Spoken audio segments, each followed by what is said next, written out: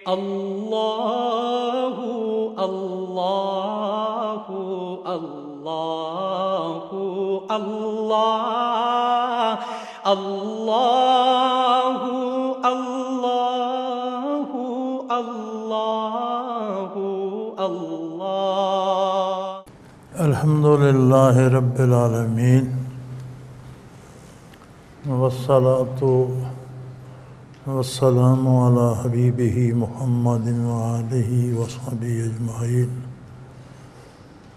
اعوذ باللہ من الشیطان الرجیم بسم اللہ الرحمن الرحیم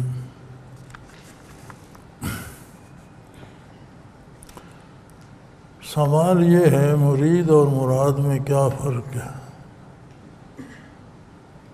حضرت رحمۃ اللہ تعالیٰ علیہ سے ہمیشہ آپ سے کہتے سنا کہ تم لوگ میری مراد ہو۔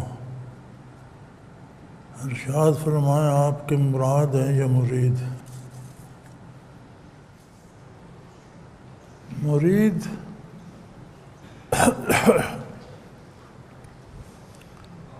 ہر وہ شخص ہوتا ہے جو کسی سے اخذ فیض یا اخذ برکات کا ارادہ کرتا۔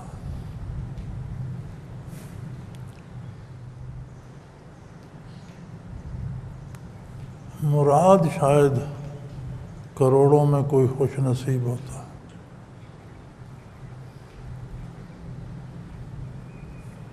مرید ہر فرد ہوتا ہے جو شیخ سے اپنی نسبت قائم کرتا ہے، ارادہ کرتا ہے حصول برکات کا۔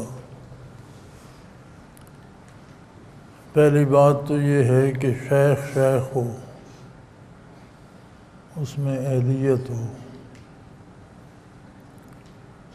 حضرت رحمۃ اللہ تعالیٰ علیہ نے غالباً دلائل السلوک میں بھی لکھا ہے، فرمایا بھی کرتے تھے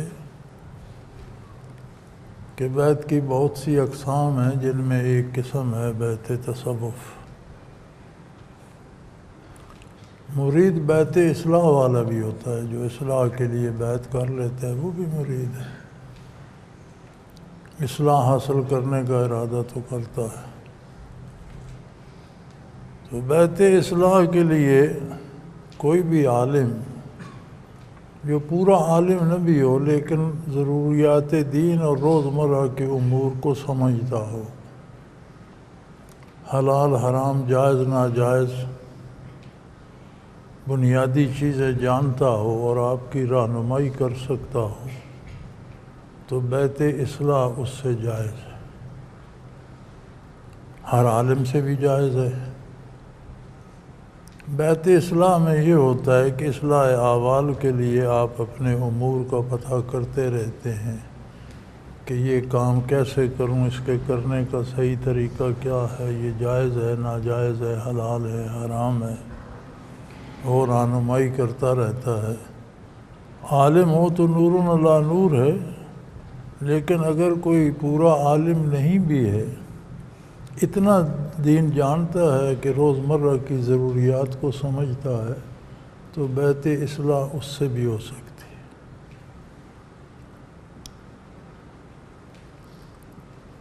بیت تصوف جو ہے اس کے لیے کم از کم شرط یہ ہے کہ شیخ وہ ہو جو مرید کو کم از کم فنا فی الرسول تک مراقبات کرا سکے۔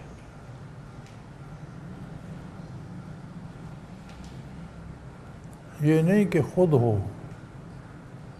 کتنے لوگ ہیں جن کے مراقبات اس سے زیادہ ہوتے ہیں لیکن دوسرے کو کرا نہیں سکتے۔ کتنے عالم ہیں جن کے پاس بہت علم ہے لیکن وہ تقریر نہیں کر سکتے۔ کتنے ایسے اساتذہ ہیں جو خود بہت پڑھے لکھے ہیں، اچھا پڑھا نہیں سکتے۔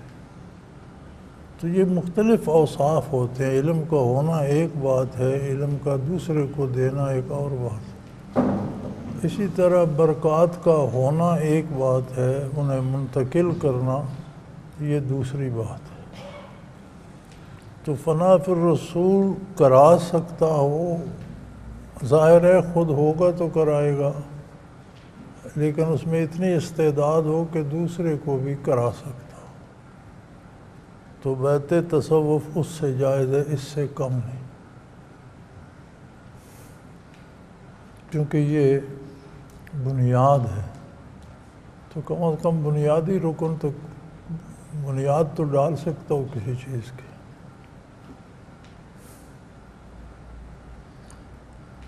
مراد وہ ہوتا ہے، بعض لوگ اللہ ان میں خصوصیات پیدا فرما دیتے ہیں،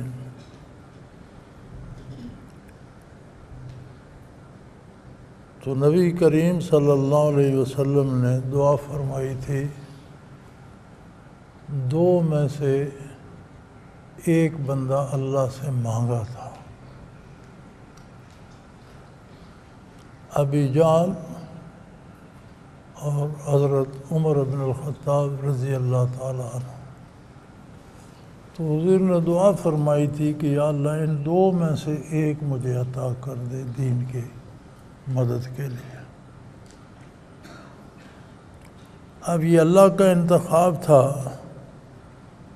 اس وقت سیدنا فاروق اعظم رضی اللہ عنہ بھی اسلام کے سخت خلاف تھے۔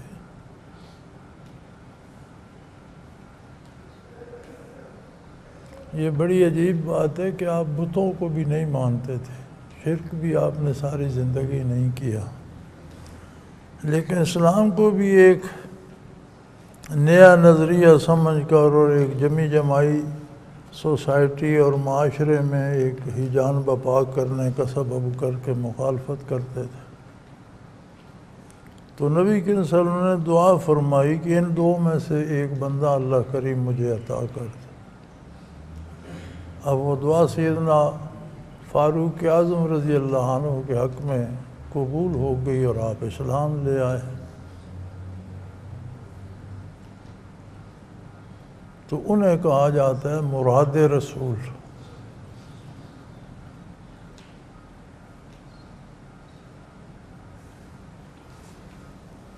صحابہ کرام کی بہت کثیر جماعت تھی۔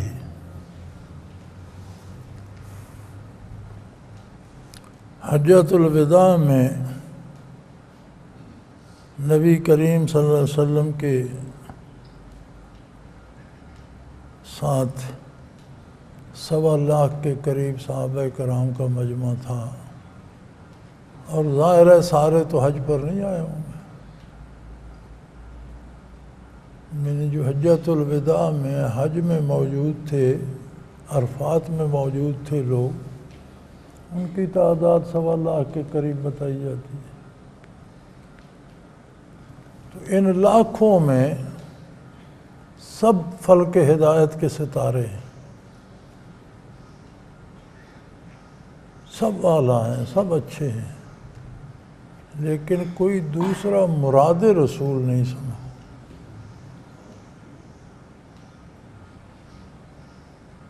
بڑے بڑے اکابر، بڑے بڑے نامور، ہر بندہ جانثار، ہر فرد مخلص،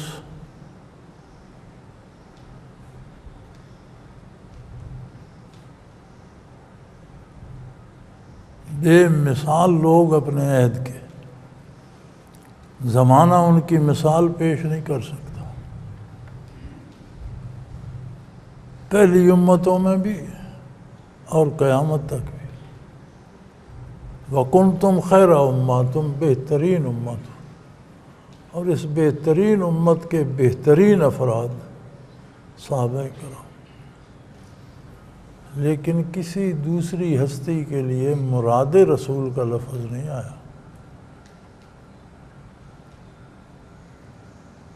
تو مراد بہت کم ہوتا ہے۔ ہماری حیثیت تو یہ ہے کہ میں اپنے بارے جانتا ہوں، میں سمجھتا ہوں یہ شیخ کا احسان ہے کہ ہمیں اس نے بطور مرید قبول کر لیا، ورنہ ہم اس قابل بھی نہ تھے۔ مراد ہونا کہاں کی بات ہے بھائی، مرید ہوا جائے تو بڑی بات ہے،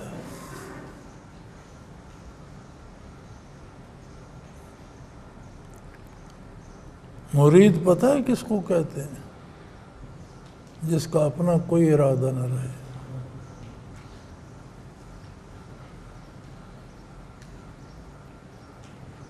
تو اگر ہم تجزیہ کریں تو ہم مرید ثابت نہیں کر سکتے خود کو۔ کس کام میں ہمارا اپنا دخل نہیں ہے؟ کبھی ہم نے سوچا دن بھر جو ہم کرتے ہیں، دن بھر جو بولتے ہیں، دن بھر جو کہتے ہیں، شب و روز جو کرتے ہیں، اس میں ہمیں کتنا احساس ہوتا ہے سلسلے کا، برکات کا، شیخ کا کتنا احساس ہوتا ہے؟ تو مرید کا معنی بھی ہے جس کا اپنا کوئی ارادہ نہ رہے، کام وہ کرے ارادہ شیخ کا ہو۔ تو میاں یہاں مرید بننا محال نظر آتا ہے۔ آپ کہتے ہیں میں مراد ہوں، پھر آپ کی مرضی کہتے رہیں۔ کچھ لوگ ہوتے ہیں ہر زمانے میں، ہر دور میں، ہر عہد میں، اللہ جنہیں کوئی اوصاف عطا کر دیتا ہے، ہر شعبے میں ہوتے ہیں۔ ادب میں کچھ لوگ ایک جملہ لکھتے ہیں تو زمانہ اشش کر اٹھتا ہے، دوسرے لوگ پورا مضمون لکھتے ہیں تو اس کی پرواہ کو نہیں کرتا۔ کوئی بندہ شاعری میں ایک مصرع کہتا ہے تو دنیا اشش کر اٹھتی ہے، دوسرا کتابیں لکھ دیتے ہیں، کوئی پرواہ نہیں کرتا۔ ہر دور میں، ہر شعبے میں ہوتے ہیں، دنیاوی امور میں بھی، دینی امور میں بھی، لیکن بہت کم ہوتے ہیں۔ صدیوں میں کوئی بندہ ہوتا ہے، ہر جگہ ہر روز نہیں ہوتے۔ جس طرح باقی شعبوں میں آپ دیکھ لیں، کوئی ایک بندہ ہوتا ہے پھر کئی صدیاں اسی کے حوالے لوگ دیتے رہتے ہیں۔ اسی طرح دین کی خدمت کے لیے بھی کوئی صاحب دل ایسا پیدا کر دیتا ہے بندہ، جس کی بارے جب شیخ کو علم ہوتا ہے تو وہ بھی چاہتا ہے کہ یہ بھی اگر اس سلسلے کی مدد کرتا، اس شعبے میں آ جاتا تو بہت دین کی مدد ہوتی، اور اس کے لیے دعا کرے کہ وہ آ جائے، اور وہ آ جائے تو وہ بندہ مراد کہلائے گا۔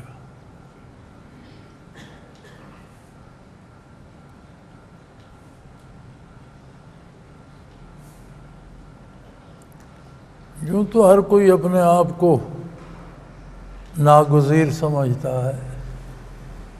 ایک بڑا مصرع ہے کسی شخص کا، بڑا اچھا جملہ ہے، مصرع نہیں جملہ ہے، کہ قبرستان ایسے لوگوں سے بھرے پڑے ہیں جو اپنے آپ کو ناگزیر سمجھا کرتے، جو سمجھتے تھے کہ دنیا کا نظام میرے دم سے میں نہیں ہوں گا تو کیا ہوگا، ایسے لوگوں سے قبرستان بھرے پڑے، نظام چل رہا۔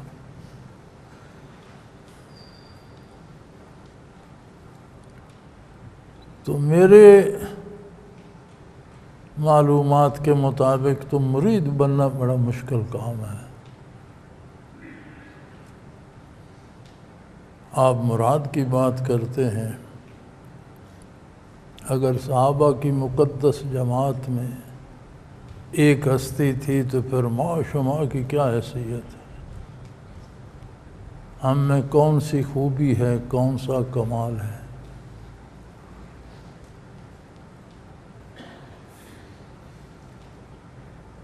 اللہ کریم استقامت دے اور قبول فرمائے۔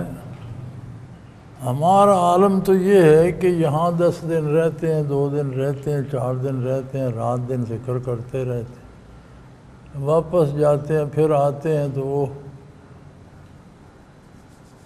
مغربی بنگال کا علاقہ بڑا پہاڑی، جنگلات اور ویران سا تھا۔ مولانا تھانوی رحمۃ اللہ فرماتے ہیں کہ ایک گاؤں میں جانا ہوا، لوگوں کو دین کی خبر بھی نہیں ہوتی تھی، نام کے مسلمان بھی تھے، تو ایک بزرگ خاتون کو نماز سکھائی، اس کا طریقہ سکھایا، وضو کرایا، وضو کا طریقہ بتایا، تو فرماتے ہیں 2 سال بعد پھر میرا وہاں جانا ہوا تو ملاقات ہوئی تو پوچھا تو اس نے کہا جی نمازیں باقاعدہ پڑھ رہی ہوں، جب سے آپ نے شروع کرائی ہے کوئی نماز نہیں چھوٹی۔ تو میں نے پوچھ لیا کہ وضو کا طریقہ بھی یاد ہو گیا تھا؟ وہ کہنے لگے وضو تو وہی ہے جو آپ نے کرایا تھا، وہ تو مجھے بھول بھال گیا، وہی جو آپ نے کرایا تھا اسی سے پڑھی جا۔ یہاں ہمارا عالم یہ ہے کہ یہاں رات دن ذکر کرنے کے بعد جب گھر جاتے ہیں تو فرصت نہیں لگتی۔ ہمارے پاس فرصت نہیں ہوتی۔ وہ کون سی مصروفیت ہے تمہاری؟ آسمان تھام کر کھڑے ہو، سورج تم طلوع کر رہے ہو، چاند کو روشنی تم دے رہے ہو، کون سا نظام چلا رہے؟ کون سی فرصت؟ لیکن اس کے باوجود تو اگر یہ عالم ہے تو مرید کیسے؟ مرید کا تو معنی یہ ہے کہ جو اپنا ارادہ ختم کر دے اور شیخ کا یا استاد کا ارادہ جو ہے اسے پکڑ لے۔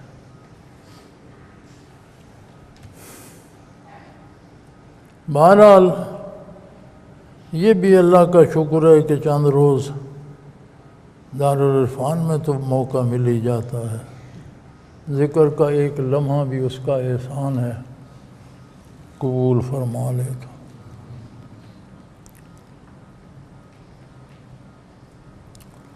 یہ دوسرا سوال ہے، خواب، کشف، مکاشفہ، مکالمہ، القاء، الہام، یہ کیا چیز ہیں؟ ان پر یقین کس حد تک کیا جا سکتا ہے؟ وضاحت فرما دیں۔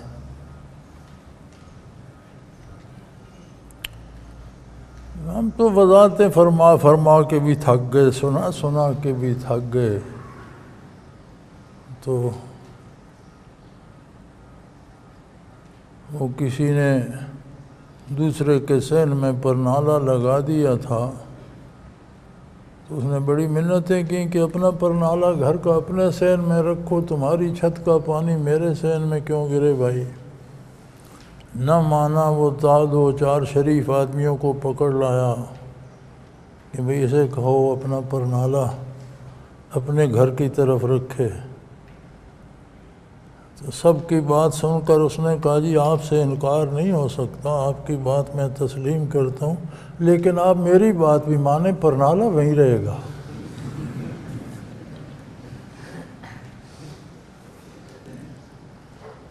تو ہم پرنالہ وہیں رکھتے ہیں، باقی ساری بات مان لیتے ہیں۔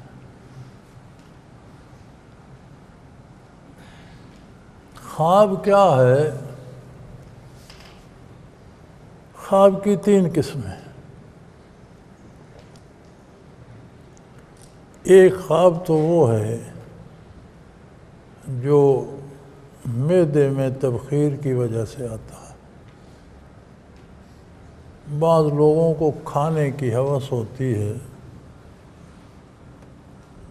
اندازے سے زیادہ کھا جاتے ہیں، بخارات سوتے میں جو معدے کے بخارات ہیں وہ دماغ کی طرف جاتے ہیں، مختلف باتیں سنائی دیتی ہیں، مختلف اشکال نظر آتے ہیں۔ یہ خواب مہمل ہوتے ہیں، ان کا کوئی مفہوم نہیں ہوتا۔ وہ چیز عجیب و غریب چیزیں دیکھتے ہیں، سمجھ میں نہ آنے والی، عجیب و غریب چیخ پکار سنتے ہیں، کوئی بات نہیں ہوتی، کوئی سر پیر نہیں ہوتا۔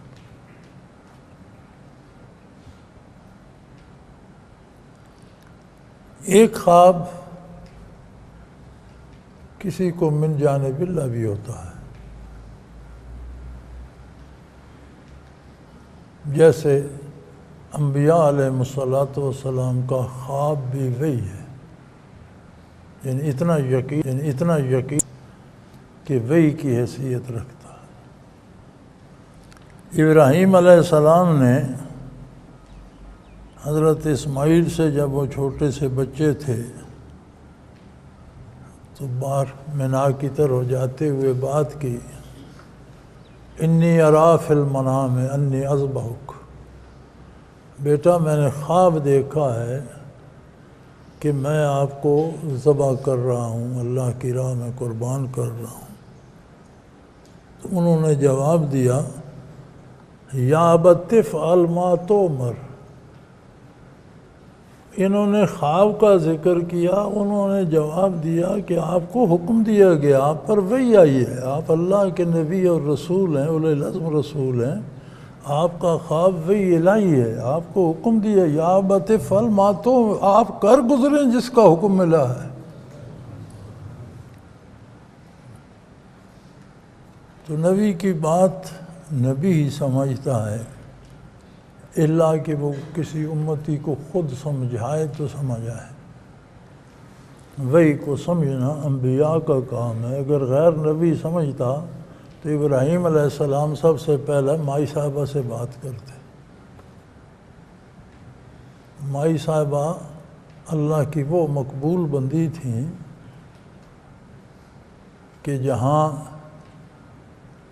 پہاڑوں پر انہوں نے دوڑ لگائی، جہاں وہ چڑھی اتری، اللہ نے اسے حج کا اور عمرے کا رکن بنا دیا، اور نبی کریم صلی اللہ علیہ وسلم نے بھی صحیح فرمائی۔ کتنی مقبول بارگاہ خاتون تھیں، لیکن نبی نہیں تھیں تو آپ نے وحی ان سے شیئر نہیں کی۔ وحی کا مفہوم سمجھنا نبی کا منصب ہے۔ ابراہیم اسماعیل علیہ السلام فلما بلغ معه السعی، جب ان کے ساتھ دوڑنے کے 3 سال ہوں گے، 3.5 کے ہوں گے، 2.5 کے ہوں گے، جب بچہ چلنے پھرنے دوڑنے کے قابل ہو جاتا، لیکن نبی تھے، انہوں نے خواب کے حوالے سے بات کی، انہوں نے وحی کے حوالے سے جواب دیا کہ تفعل ما تو، جس بات کا آپ کو حکم دیا جا رہا ہے کر گزرے۔ تو خواب انبیاء کو بھی آتا ہے، وہ وحی الہی ہوتا ہے۔ غیر انبیاء کو بھی بعض چیزیں اللہ کریم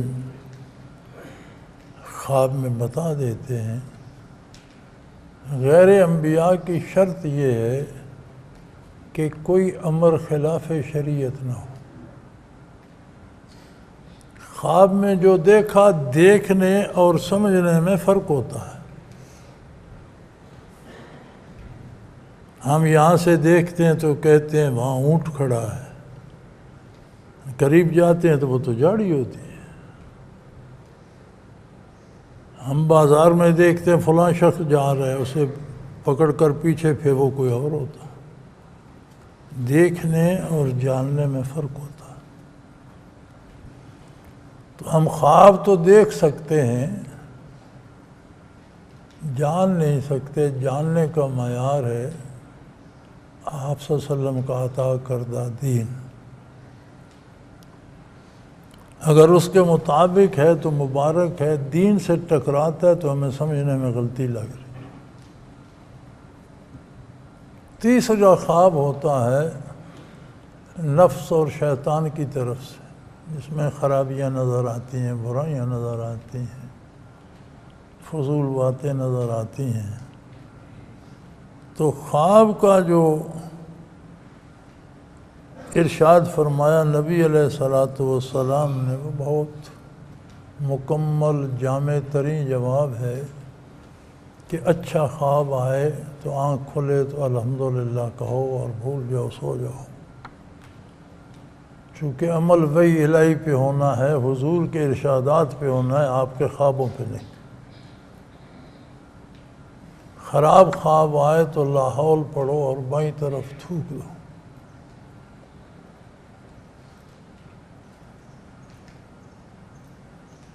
یہ تو خواب کی حیثیت ہے۔ بعض لوگوں کو اللہ نے تعبیر کا علم دیا ہے، بڑے شاذ لوگ ہوتے ہیں، اور وہ اللہ کے دیے علم سے آدمی اس کی حیثیت، اس کا کردار پھر خواب کا تجزیہ کر کے بتاتے ہیں کہ اس میں سے یہ سمجھ آتی۔ اس معاملے میں امت میں علامہ ابن سیرین رحمۃ اللہ تعالیٰ علیہ بہت معروف ہیں۔ تو ان کے پاس ایک شخص گیا اور اس نے عرض کی حضرت میں دیکھتا ہوں کہ میں خواب میں اذان دے رہا ہوں۔ انہوں نے فرمایا تمہیں حکومت میں کوئی اچھا عہدہ ملے گا، کوئی منصب نصیب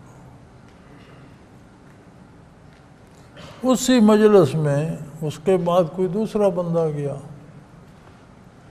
اس نے بھی تعبیر پوچھی کہ حضرت میں نے خواب میں دیکھا ہے کہ میں اذان کہہ رہا ہوں۔ میں فرمایا تیرا بچنا مشکل ہے، تو سزا پائے گا، ہو سکتا ہے پھانسی چڑھا دیا جائے۔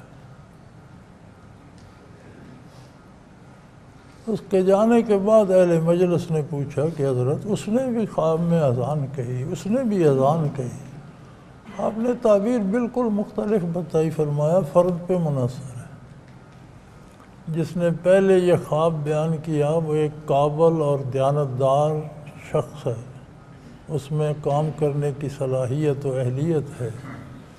خواب ہوتا ہے کہ بندے کے اندر جو کچھ ہے، وہ یہ اذان ہوتی ہے کہ جو کچھ اس کے دل میں ہے اس کا اعلان کرتا۔ تو اذان کہنے سے مراد یہ ہے کہ اس کی خوبیاں ظاہر ہوں گی، بادشاہ تک بات پہنچے گی، وہ اسے عہدہ دے دے گا۔ یہ دوسرا جس نے کہا میں اذان کہہ رہا ہوں، یہ ڈاکو ہے، چور ہے، بدکار ہے، چھپا ہوا ہے، جب اس کا اندر ظاہر ہوگا تو سزا پائے گا۔ یہ جو اذان کہہ رہا ہے تو اس کا مطلب ہے جو کچھ کے اندر اس نے اب تک چھپایا وہ ظاہر ہو جائے گا، ظاہر ہوگا تو ظاہر ہے اسے سزا ملے گی۔ تو یوں یہ تعبیر کا علم اتنا آسان نہیں ہے، لہذا سب سے آسان نسخہ جو نبی رحمت صلی اللہ علیہ وسلم نے عطا فرمایا وہ یہی ہے کہ اچھا خواب آئے کہو الحمدللہ اور بھول جاؤ، برا خواب آئے لاحول پڑھو اور بائیں طرف تھوک دو اور سو جاؤ۔ کیونکہ آپ کے خواب پر وہ صحیح بھی ہو تو کوئی حکم مرتب نہیں ہوتا، کرنا وہی ہے جو حضور اکرم صلی اللہ علیہ وسلم نے بتایا ہے۔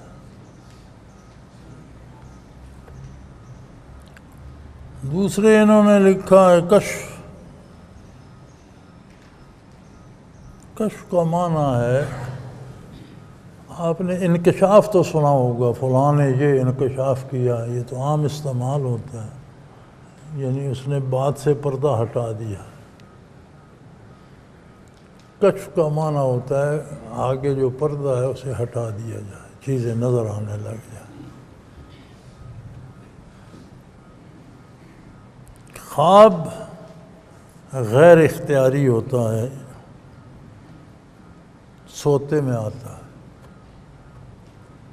کشف ایک حد تک اختیاری ہوتا ہے، جو چیز اللہ نہ بتانا چاہے وہ اس پہ کشف نہیں ہوتا، لیکن جس پہ پابندی کوئی نہ ہو تو وہ کشف ہو جاتا ہے، جب ارادہ کرے بندہ، جب چاہے، جاگتے میں، ہوش میں۔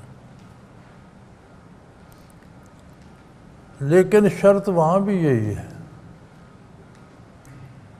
کشف میں بھی یہ شرط ہے کہ پہلی بات تو یہ ہے کہ اسے جو کچھ کشف میں نظر آیا وہ شریعت کے عین مطابق ہو۔ اگر وہ شریعت کے سے کہیں ٹکراتا ہے تو کشف غلط نہیں ہوتا، سمجھ غلط آ رہی ہوتی۔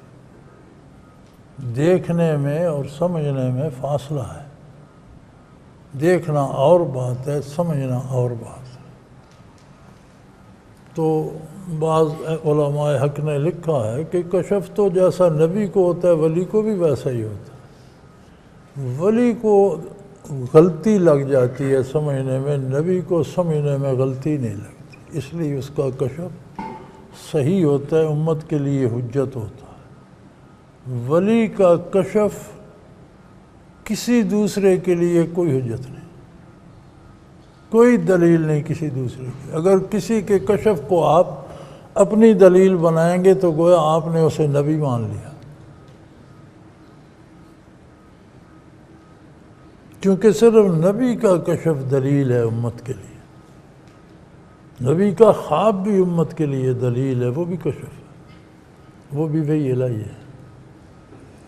غیر نبی کا کشف اگر دین کے مطابق ہو تو اس کے اپنے لیے ایک حجت ہے، صاحب کشف کے لیے حجت ہے، اس حد تک کہ اگر اس پر عمل نہیں کرے گا تو گناہ نہیں ہوگا، آخرت نہیں بگڑے گی، دنیاوی نقصان ہو سکتا۔ اسے کشف میں ایک چیز نظر آئی کہ اس کو ایسا کرو اور وہ شرعاً جائز بھی ہے تو ایسا کر دے، نہیں کرے گا تو گناہ نہیں ہوگا، آخرت میں کوئی نقصان نہیں ہوگا، دنیاوی نقصان ہونے کا اندیشہ ہے۔ یہ بات اچھی طرح سمجھ لیں۔ اور جو کوئی ساتھی کہہ دیتا ہے نا مجھے کشف ہوتا ہے، پھر اس کے گرد ہجوم لگ جاتا ہے، تو حضرت رحمۃ اللہ کے زمانے میں تو یہ بڑے سر چڑھ کے بولتے تھے، میں نے تو انہیں ذرا حوصلہ نہیں دیا، تو حضرت کا مزاج سادہ تھا تو انہیں باتوں میں لگا لگا کے کشف بیان کرتے رہتے تھے، پھر ساتھی سنتے تھے تو وہ ان کے گرد جمع ہو جاتے۔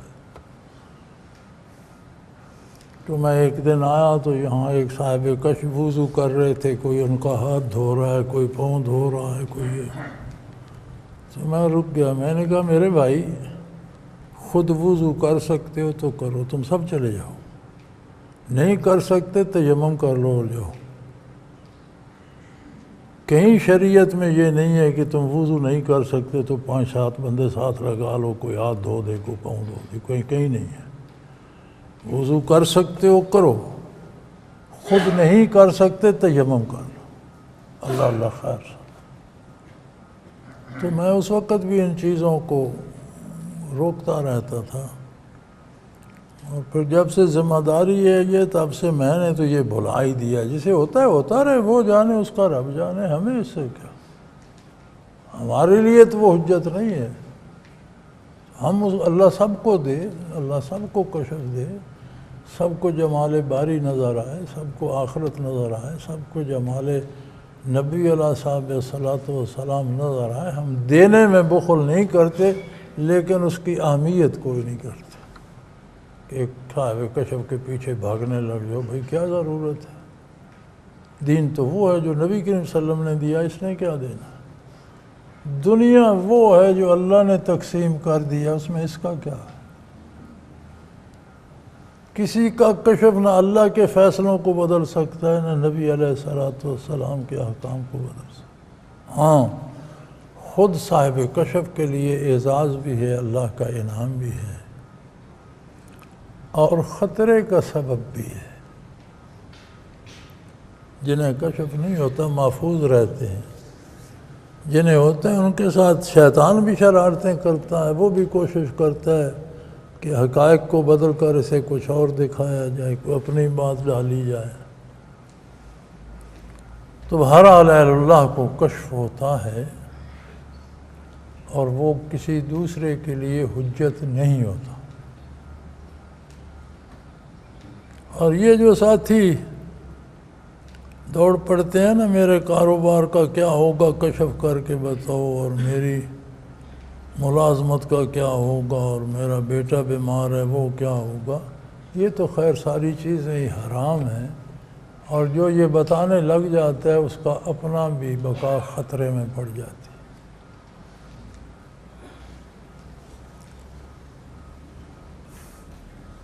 بہت سے ایسے واقعات زندگی میں دیکھے ہیں، ایسے لوگ ساتھ رہے ہیں، پھر ان کو یہ بھی دیکھا ہے کہ انہوں نے کشف پر اعتماد شروع کیا، پھر یہ بھی دیکھا ہے کہ نہ کشف رہا نہ دین رہا، اور یہ بھی دیکھے کہ قبر میں گئے تو نہ صرف خالی ہاتھ تھے بلکہ گرفتار بلا تھے۔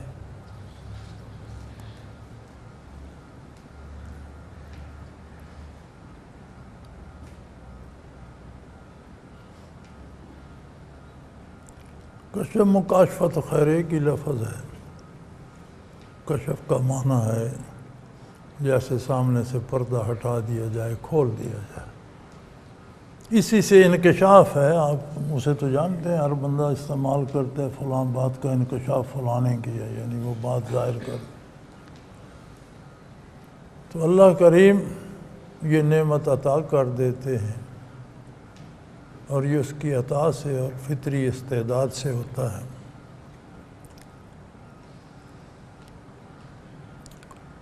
الکالمہ، القا یا الہام، یہ ایک ہی چیز ہے کہ اللہ کی طرف سے کوئی بات دل میں آ جائے، اور جو بات من جانب اللہ آتی ہے اس میں دو باتیں ہوتی ہیں۔ ایک تو وہ نبی علیہ الصلوۃ والسلام کے دین کے مطابق ہوتی، یہ نہیں ہو سکتا کہ حضور پر وحی اور آئی ہے اور کسی اور پر الہام اور ہوا ہے۔ اگر اور ہے تو یہ غلط ہے، حضور کی وحی صحیح ہے۔ ایک تو بنیادی معیار یہ ہے کہ وہ نبی علیہ الصلوۃ والسلام کے ارشاد کے مطابق۔ دوسرا اس میں ایک تیقن ہوتا ہے، جو من جانب اللہ الہام یا القا ہوتا ہے، اس میں ایک اتنا یقینی امر ہوتا ہے کہ اوحینا الی ام موسیٰ، موسیٰ کی والدہ پر ہم نے القا کیا یا الہام فرمایا، اور اسے حکم دیا بیٹے کو دریا میں پھینکو، انہوں نے پھینک دیا۔ اب یہ کوئی تک بنتی ہے کہ نومولود بچے کو اس کی ماں اٹھا کر دریا میں ڈال دے، ٹوکرے میں ڈالے، بکسے میں ڈالے، کشتی میں ڈالے، لیکن نومولود بیٹا ماں کے لیے دریا میں ڈالنا کوئی آسان کام ہے۔ لیکن اس میں اتنا تیقن تھا کہ انہوں نے کسی سے مشورہ تک نہیں کیا، کسی سے پوچھا نہیں، میاں سے نہیں پوچھا، اپنی ماؤں بہنوں سے نہیں پوچھا، گھر میں کسی سے بات نہیں کی، بچے کو اٹھایا اور کسی چیز میں ڈال کر دریا میں ڈال دیا۔ تو یہ وہ تیقن تھا جو القائے الہی یا الہام الہی، چونکہ کوئی خاتون نبی نہیں ہوئی، تو خواتین پر جب وحی کا لفظ استعمال ہوتا ہے تو وہ القا یا الہام ہی مراد ہوتا ہے۔ تو مکالمہ یا الہام یا القا یہ وہ چیز ہے جو من جانب اللہ دل میں آ جاتی ہے، اور اس میں وہ تیقن ہوتا ہے کہ آدمی وہ کر گزرتا ہے، لیکن وہ بھی حضور کی شریعت کے تابع ہوتی ہے۔ کوئی ایسی ہستی حضور اکرم صلی اللہ علیہ وسلم کے بعد نہیں ہے۔ وحی الہی میں تو تضاد شروع سے نہیں ہے۔ آدم علیہ نبینا علیہ الصلوۃ والسلام پر جو وحی آئی وہی وحی محمد الرسول اللہ پر ہے، ہر نبی ہر رسول پر ہے۔ وحی کے دو حصے ہیں، ایک ہے خبر، ایک ہے امر۔ خبر ہمیشہ ایک سچی ہوتی ہے، اگر ایک بات کے بارے دو خبریں ہیں دونوں سچ نہیں ہوتی۔ خبر تھی آدم علیہ السلام کے پاس لا الہ الا اللہ، آدم علیہ السلام سے لے کر حضور نبی کریم صلی اللہ علیہ وسلم تک ہر نبی کے پاس یہی خبر تھی، لا الہ الا اللہ۔ خبر نہیں بدلی، احکام وقت کے مطابق ہوتے ہیں۔ آدم علیہ السلام کے زمانے میں ابتدا تھی انسانیت کی۔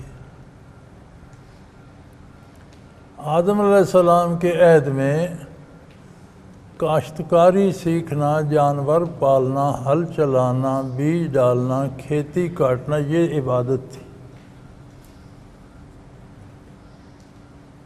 یہی امور عبادت تھے۔ اب آج کوئی کہے جی میں ہل چلاتا ہوں، نمازوں کی کمی پوری ہو گئی، تو آج تو نہیں ہوگی، وہ آدم علیہ السلام کا زمانہ تھا۔ ہر زمانے کے احکام جدا ہوتے ہیں۔ بچہ شیرخوار ہوتا ہے تو روٹی تو بندے کی غذا ہے نا ساری عمر۔ آپ 6 ماہ کے بچے کو کھانا کھلا کے روٹی کھلا دیں، طفل را گر نہ دہی بر جائے شیر، طفل بیچارہ ازانا مردہ گیر۔ شیرخوار بچے کو اگر روٹی کھلا دو گے تو وہ روٹی اس کی موت کا سبب بن جائے گی، حالانکہ روٹی تو ساری عمر کھاتا، لیکن شیرخوار کو نہیں چاہیے، اس کا حکم اور ہے۔ جب 2 سال کا ہو جاتا ہے تو ماں کا دودھ حرام ہو گیا، وہی جس پر پلا بڑا بچہ زندگی حاصل کی اب ختم ہو، اب کھانے کی باری آ گئی۔ بچپن کی ضرورتیں اور ہیں، احکام اور ہیں۔ وہی بچہ جوان ہوتا ہے، ضرورتیں بدل جاتی ہیں، احکام بدل جاتے ہیں۔ وہی بچہ جب بابا جی بنتا ہے، ضرورتیں بدل جاتی ہیں، احکام بدل جاتے ہیں۔ تو وہی الہی میں انسانیت کا بچپن تھا تو احکام اور تھے، لڑکپن تھا تو احکام اور تھے، جوانی تھی تو احکام اور تھے، تکمیل کو پہنچی تو احکام بدل گئے۔ اب دیکھو ہر قوم میں نبی آیا، قرآن کہتے ہیں کوئی ایسی قوم نہیں جس میں ہم نے نبی مبعوث نہ کیا۔ پھیلی ہوئی تھی دنیا میں انسانیت، کہاں کہاں آبادی، جہاں آبادی تھی وہاں بھی آتی۔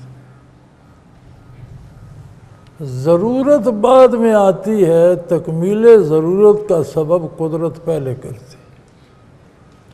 بچہ بعد میں پیدا ہوتا ہے، ماں کی چھاتیوں میں دودھ پہلے آ جاتا ہے۔ ہر ضرورت بعد میں آتی ہے، تکمیل ضرورت کا اہتمام اللہ پہلے کر دیتا ہے۔ اب انسانیت اپنے فمان شباب کو پہنچ گئی اور پوری دنیا ایک گلوبل ولیج بننے کو تھی۔ اللہ نے رسول بھی ایک مبعوث سارے جہانوں کے لیے۔ آج اگر 2 3 4 5 نبی ہوتے، کون کون کس کس کی شریعت سیکھتا، کس کس کا طرز عبادت سیکھتا، کس کس کی نمازیں پڑھتا کہ امریکہ میں نبوت اور ہے، وہاں دین اور کے احکام اور ہیں، طرز عبادت اور ہے، افریقہ میں اور نبی ہے، وہاں طرز عبادت اور ہے، ہندوستان میں ایک اور نبی ہے۔ تو کیا یہ ممکن تھا؟ یہ گلوبل ولیج بعد میں بنا، اللہ نے ساری انسانیت کے لیے رسول پہلے مبعوث کر اور ایسے احکام وضع فرمائے جن پر عمل پوری دنیا میں ہو رہا ہے۔ یہ نہیں کہ ممکن ہے، ہو رہا ہے۔ ہر ملک میں، ہر خطے میں یہی عبادات، یہی روزے، یہی نمازیں، یہی حلال حرام، یہی زکوٰۃ کا نصاب، یہی سارا چل رہا۔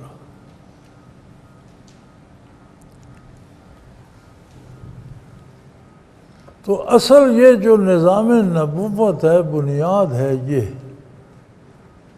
کسی کا کشف الہام القا اس سے ٹکرائے گا تو اس کا مطلب ہے اسے سمجھنے میں غلطی لگ رہی ہے، وہ اس کو چھوڑ دے گا، شریعت کا دامن تھامے۔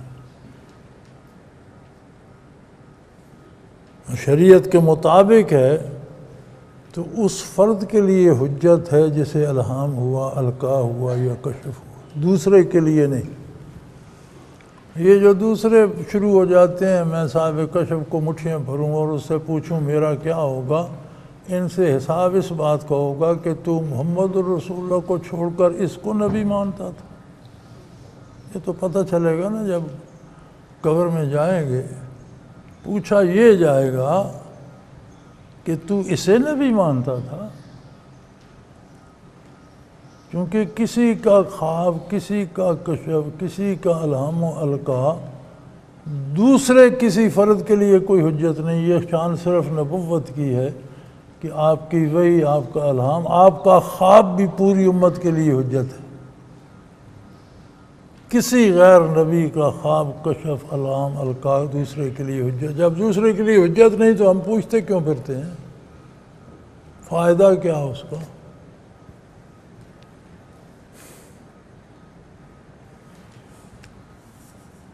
رہ گئی یہ بات شعبدہ بازی کی، تو شعبدہ باز ہر عہد میں ہر دور میں رہے ہیں، ہر انبیاء کے عہد میں رہے ہیں. عہد نبی علیہ صاحب صلاۃ میں بھی جادوگر اور شعبدہ باز اور عجیب و غریب کرتب دکھانے والے لوگ موجود تھے اور رہیں گے. یہ دنیا سچ اور جھوٹ کا، دن اور رات کا، روشنی اور تاریکی کا ایک آمیزہ ہے، اور انسان کے پاس زندگی سرمایہ ہے. یہ ہر سانس ہر دن نقدی ہے. ہم اسے خرچ کر رہے ہیں، خرید کیا رہے ہیں؟ تاریکیاں خرید رہے ہیں یا روشنیاں؟ بھلائی خرید رہے ہیں یا برائی؟ یہ اختیار اللہ نے ہمیں دیا ہے، اور یہ اللہ کا احسان ہے.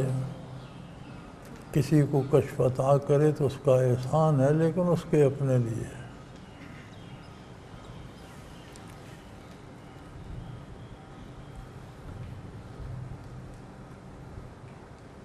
وہ پنجابی کا ایک ضرب المثل ہے، وہ کہتے ہیں کہ اگر گھوڑی کی دم بڑی ہے تو وہ اپنا جسم ڈھانپتی ہے، دوسرے کے پر احسان نہیں کرتی.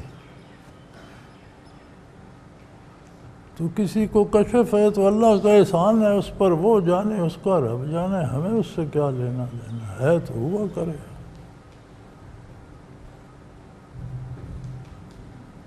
یہ کشف اور مشاہدہ بھی ایک طرح کی اجرت ہے، معاوضہ ہے، ثواب ہے.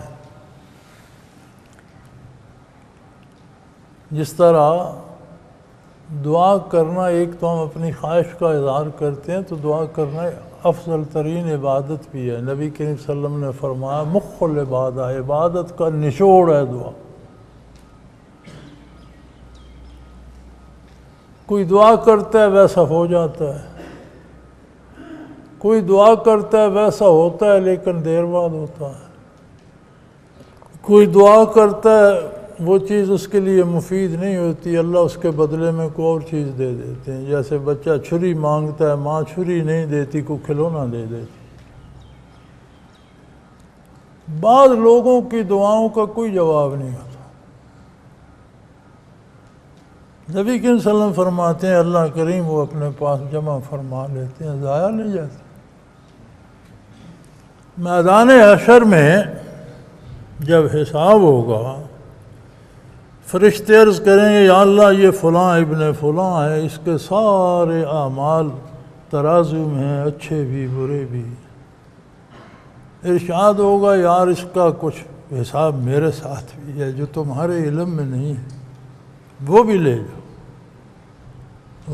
وہ دعائیں ہوں گی جن کا جواب اسے دنیا میں نہیں دیا گیا، اس کے نیکی کے پلڑے میں رکھی جائیں گی. تو حضور کا ارشاد کا مفہوم ہے کہ بڑے بڑے مستجاب دعا خواہش کریں گے کہ کاش دنیا میں میری دعائیں پوری نہ ہوتی اور آج کام آتا. یہی حال کشف مشاہدے القاء الہام کا بھی ہے. یہ بھی آپ جو مجاہدہ کرتے ہیں اس کا ایک طرح سے معاوضہ آپ کو کچھ نہ کچھ دنیا میں مل جاتا، اتنا آخرت سے کم ہو جاتا. کسی کو کشف نہیں ہوتا، دکھائی کچھ نہیں دیتا، لیکن لگا ہوا ہے اللہ کے نام پر، تو اس کا اپنا اجر ہے. اس کے ایمان کی مضبوطی کا ایک اور عالم ہے.